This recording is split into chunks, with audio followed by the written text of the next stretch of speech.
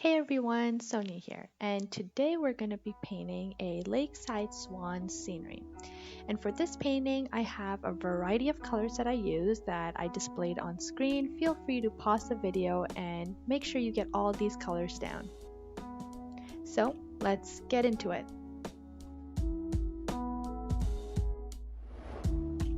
As you can see, I faintly drew in with pencil the scenery that I would like to be drawing. And this basically helps me visualize the spacing and helps me make any changes along the way easily. So here I'm using a size 1 brush and painting with the iridescent green-blue tone. I usually like to use lighter colors first and then layer on top darker colors for a shadowing effect, which you'll see ahead. If you guys were curious about the size of the canvases that I like to use, for this painting I'm using 8" by 10" canvas size, which is usually my favorite because in one sitting we usually get our paintings done and it's just quick and easy, small, and it's really easy to hang up in small places, large places, wherever you'd like. I tend to paint around the swans because if I paint the entire background green, blue, lake type color, it's going to be very hard to layer the white on top of the swan, as you can still see some prominence of the green blue shade that we're using. So I prefer going around the swan, and then later on to fill in the swan I'd use white paint.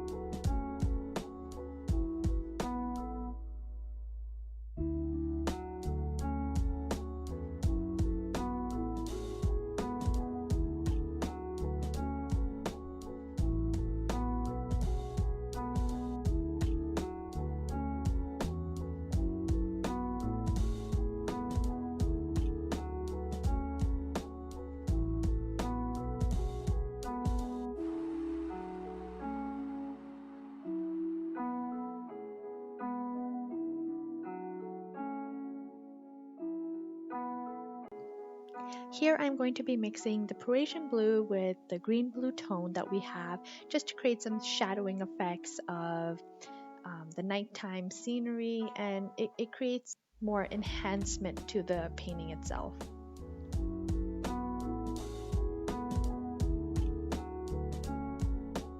I'm also shadowing darker around the swan area, especially the bottom area, because you can really see the swan sitting within the lake. This just creates a nice visual effect, which is pleasing to the eye and also creates it a bit more realistic.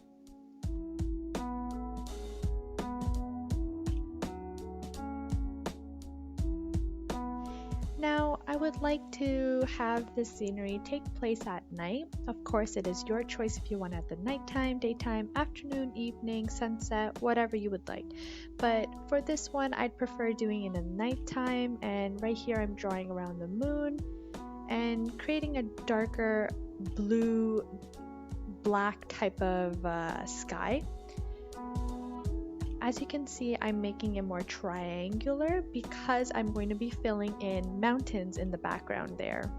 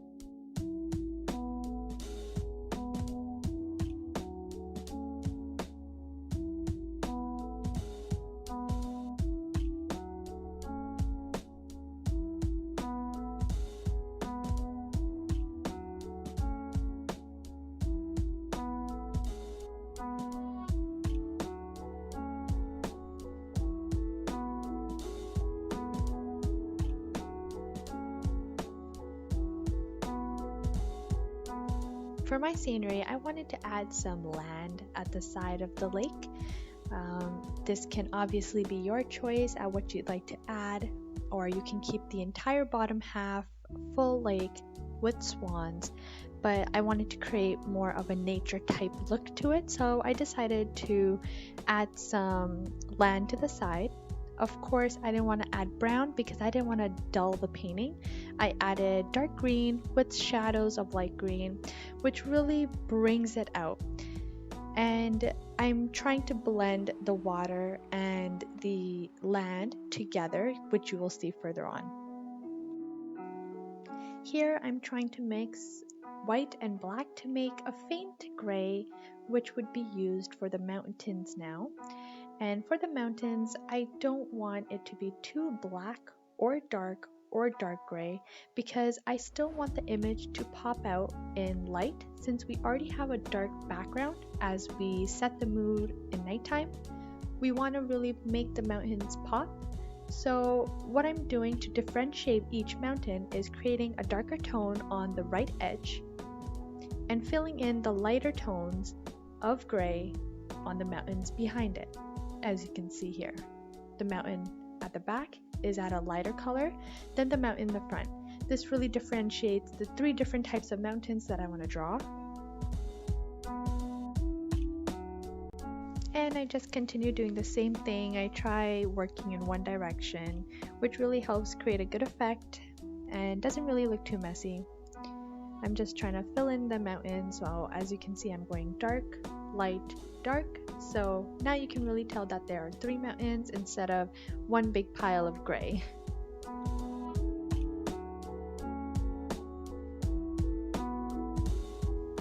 Now just to create some effects, I'm drawing and poking a little bit of stars of white into the sky with the size 0.5 brush beside the moon, which gives a nice starry sky look to it. We are going to be using the same gray that we used for the mountain for the feathers behind the swans. This will give a nice shadowing effect as we want to differentiate the different feathers that the swan has. Now if we create and paint the swan all white, it will just look like a blob of white on the page. Now we really want to create a shadowing effect, is why we created the shadowing effect with the gray, light gray for the feathers behind, as well as somewhat of the body at the front.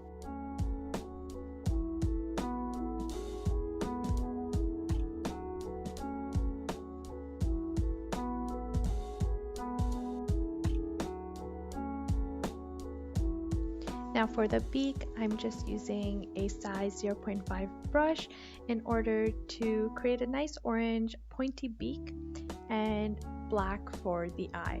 And now I'm just gonna give one eye because I really want this picture to be two-dimensional instead of having a three-dimensional look to it. I feel like two-dimension will suit the painting better than three-dimension would. Okay, so now I'm going to finish drawing in the swans, both of them, and I'll see you shortly. Okay, I'm back. So I finished drawing in both the swans and I decided to add some trees and some landscaping ferns at the side, which would really help enhance the picture. Of course, this is your choice. If you'd like to take a more advanced step to it, you can draw in some trees like how I did. I basically took a Q-tip for the leaves on the tree to the right, and as you saw previously, I was just slightly poking the tree and creating a nice bushy effect. And on the ferns on the side, I just used black paint in order to flick the paintbrush, create a grass-like effect. Now here I'm just drawing in the bottom of the light bulb and giving it a few highlights.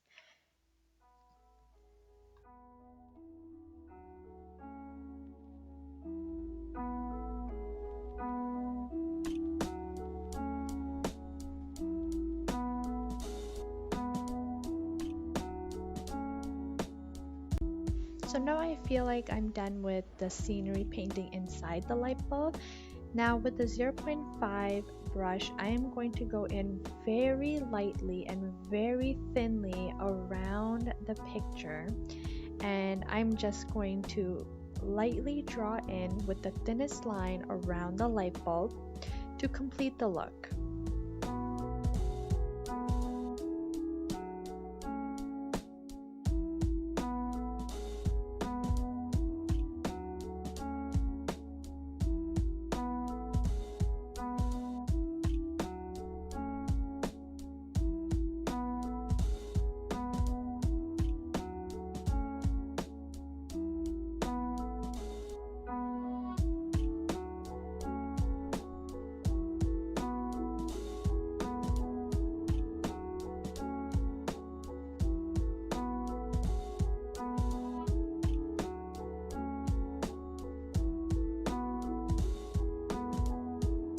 So now I'm done the scenery look. However, I feel like the background is very bland and doesn't have any flavor to it. So I'm just gonna go ahead, take a fan brush and do very quick strokes of purple onto the canvas background, which would really make sure that it looks complete. I wouldn't just want my picture on a blank canvas at the back. So of course this is your choice. You can do stripes, you can do yellow, you can do green, whatever you may like. I believe that the pink would really bring out the greenery and scenery within the light bulb. So is why I chose pink, and now I'm just using quick flicks to create a shadowing type of background just to fill in gaps, just to fill in space. But in the end, it is your choice to do what you'd like for the background.